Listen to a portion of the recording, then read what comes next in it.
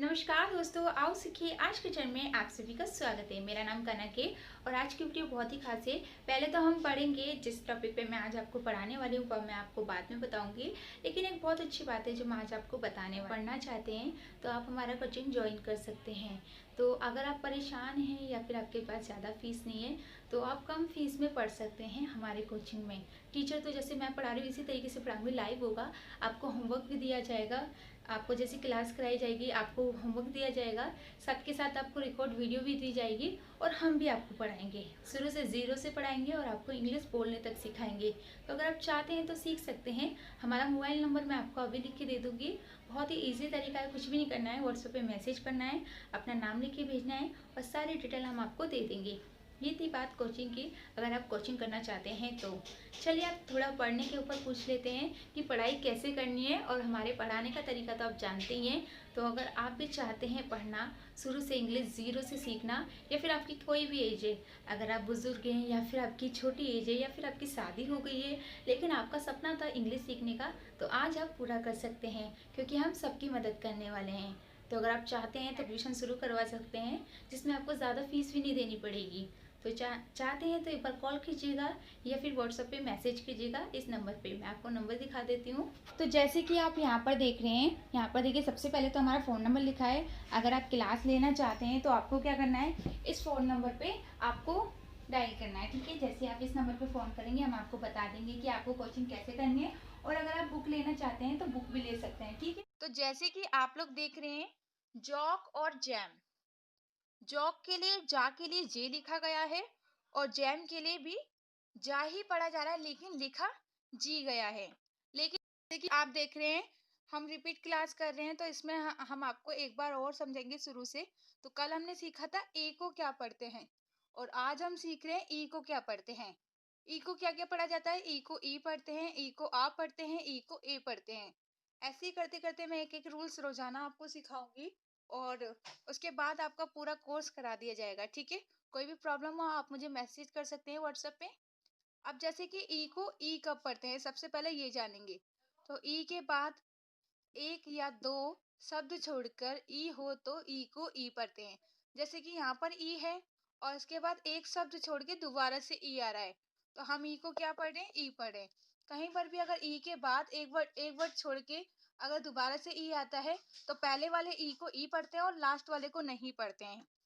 जैसे गीन हो गई और जैसे जीन हो गया, मीट हो गया, सीड हो गया, ठीक है। तो ई को ई कब पढ़ते हैं, जब ई के बाद दोबारा से ई आता है।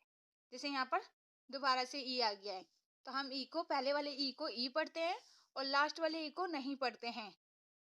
तो अगर आप लोगों को कोई क्वेश्चन करना है या फिर आपको कुछ और ई के बारे में, जैसे कि आप लोग देख रहे हैं,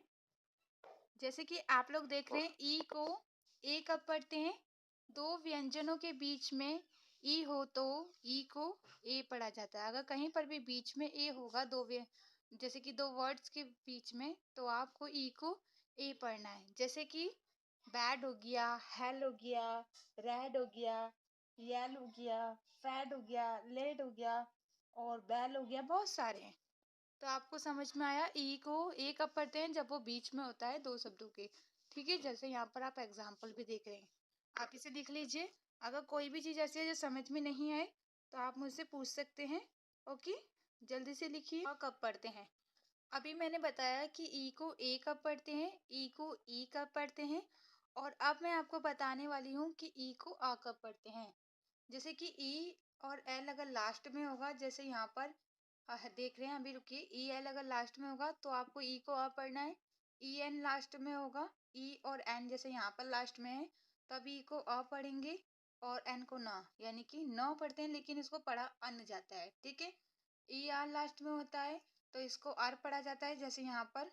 उसके बाद ई एन टी होगा तो इसे अंट पढ़ा जाएगा। अगर इनमें से कोई सा भी लास्ट में होगा तो आप ई को आ पढ़ेंगे, ठीक है। तो याद रखिएगा कि कहाँ पर आपको ई को क्या पढ़ना है। अब क्वेश्चन होता है कि ए आर को भी आर पढ़ते हैं और ई आर को भी आर पढ़ते हैं, तो इसके लिखने के रूल्स मैं आपको लिखने वाली क्लास में सिखाऊंगी, लेकिन पहले आपको पढ़ना सीखना होगा, उसके बाद ही लिखना सिखाऊंगी, ठीक है। तो आप इसे लिख लीजिए, फिर उसके बाद मैं आपको सारे एक साथ समझाऊंगी और कुछ प्रैक्टिस के लिए भी दूंगी, ठीक है। जैसे कि आप लोग देख रहे हैं, ई को ई कब पढ़ते हैं, जब ई के बाद एक बार छोड़ के दोबारा से ई होता है। जैसे यहाँ पर भी है, यहाँ पर भी है, यहाँ पर भी है।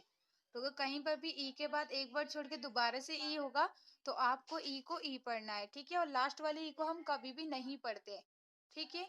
अगर बीच में ई होगा तो ई को ए पढ़ा जाएगा, जैसे कि बैड, सैल, टैल, ओके। उसके बाद ई को आ कब पढ़ते हैं, जब लास्ट में ई आर होता है, ई एन होता है, ई एन टी होता है, या फिर ई एल होता है, तो हम ई को क्या पढ़ते हैं, अ पढ़ते हैं, ओके। तो इसे भी लिख लीजिए और फिर मैं आपको समझाऊंगी कि आपको प्रैक्टिस क्या करनी है, ताकि आपको बहुत अच्छे से याद हो जाएगा अगर आप प्रैक्टिस करेंगे तो, क्योंकि ये भी बहुत इंपॉर्टेंट है।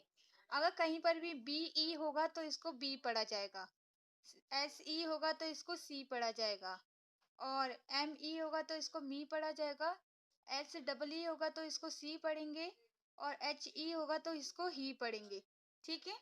उसके बाद अगर बीच में जैसे सब में है दो शब्दों के, यहाँ पर ये दो शब्दों के बीच में नहीं है, ये खाली अकेले हैं, यहाँ पर कोई बीच में इनके बाद कुछ नहीं है। यहाँ पर क्या ये बीच में है तो ई को ए पढ़े, लेकिन यहाँ पर स्टार्टिंग में भी है तो आपको ई को ए पढ़ना। अगर दो शब्दों में है, जैसे बी हो गया, मी हो गया, तो यहाँ पर आप ई पढ़ेंगे। लेकिन अगर जैसे छोटी छोटी ये नहीं है और एम के ई के बाद दोबारा से एक वर्ड छोड़ के ई आया तो आपको ई पढ़ना है, इनमें आपको ई पढ़ना है। और ई के बाद अगर दोबारा ई आया तब आपको ई पढ़ना है, बाकी सब में आपको ए पढ़ना है। जैसे कि एंड है, टेल, पैट, लेस, हैन, ओके। तो इसे लिख लीजिए और इसको एक बार आप लोग 1 मिनट के लिए मैं आपको टाइम दे रही हूँ, आप खुद भी पढ़िए ताकि आपको समझ में आए, ठीक। पाते हैं उनको क्या करना है, सिर्फ उनको इसको पढ़ के मुझे वॉइस रिकॉर्ड भेजना है, यानी कि अपनी आवाज रिकॉर्डिंग करके मुझे व्हाट्सएप ग्रुप में भेजना है, जो आपका होमवर्क का ग्रुप है, ठीक है। ताकि अगर आप मुझे अपनी आवाज रिकॉर्ड करके भेजेंगे तो आपको भी ज्यादा टाइम नहीं लगेगा लिखने में, और आप ये भी पता चल जाएगा कि आप सही पढ़ रहे हैं या गलत, ठीक है। तो लिख लीजिए।